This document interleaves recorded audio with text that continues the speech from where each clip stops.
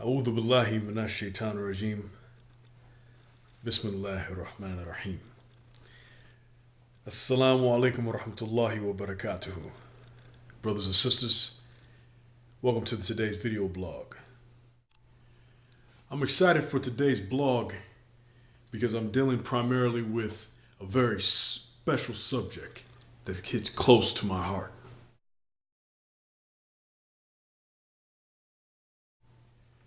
Well, I want to cover the issue.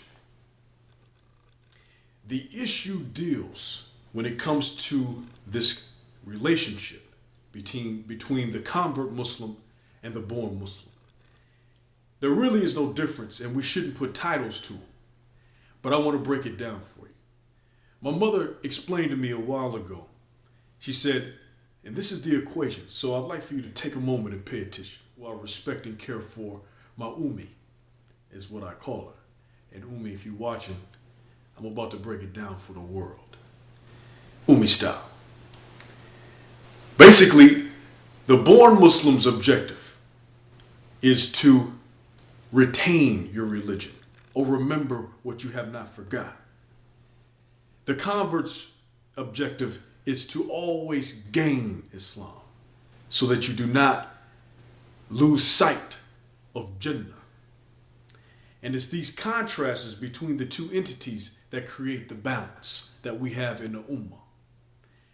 And me being Muslim and being in the masjid, I have witnessed 1,000 times the value and the intensity of someone who is coming into the deen.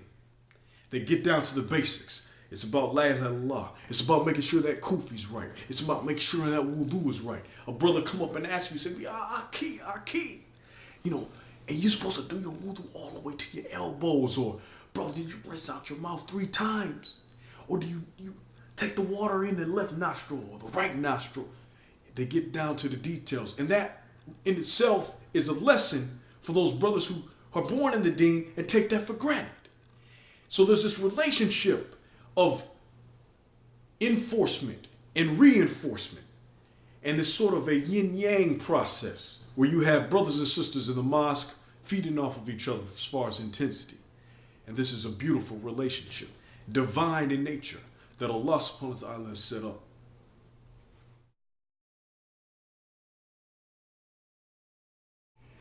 As we know, the historical elements of a convert in relationship to Islam's history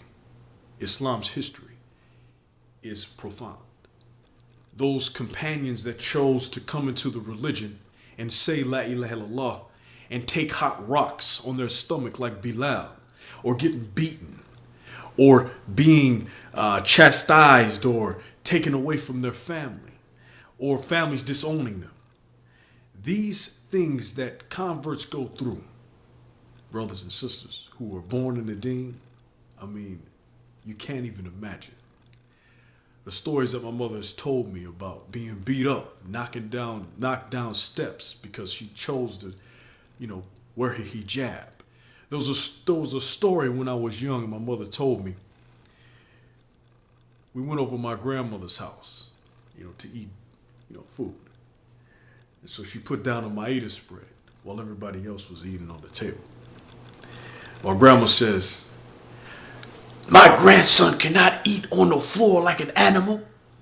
My mother tried to explain to my grandmother, "No, my son is eating on the floor because this is the sunnah of the Prophet. Peace and blessings be upon him. And he wants to enact one of the sunnahs." An argument evolved which resulted in my grandmother and my aunties ganging up on my mother, and the situation was very, very hostile. I vaguely remember it. But I say to myself, this is the essence of the religion. The convert Muslim that comes into the deen and takes on the burden of La ilaha illallah and the trials and tribulations that can take them to places where, as a born Muslim, we could never even think. But Allah subhanahu wa ta'ala enriches everyone with a certain balance. Alhamdulillah.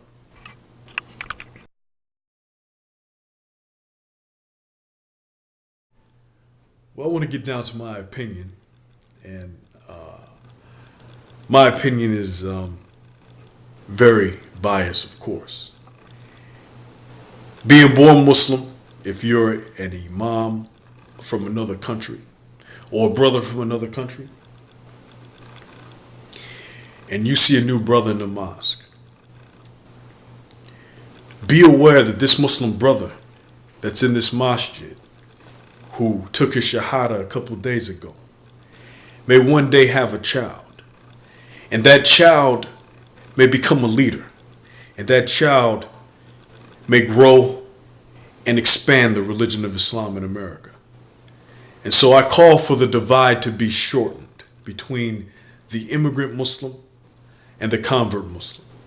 There shouldn't be any harshness, or there should not be any bigotry or just ignorance when it comes to understanding that we must embrace the convert.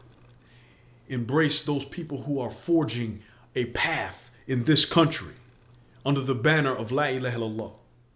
And that our objective is to support our new Muslims the best way we can.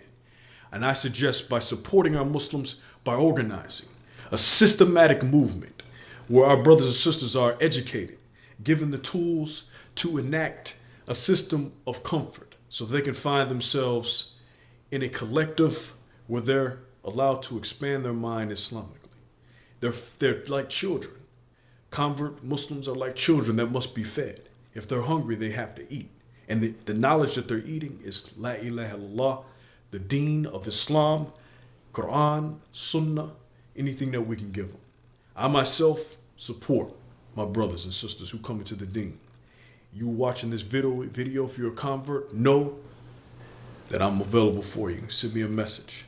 At the bottom of your screen, you will get my email address, and I want to let you know you're welcome to contact me for interaction.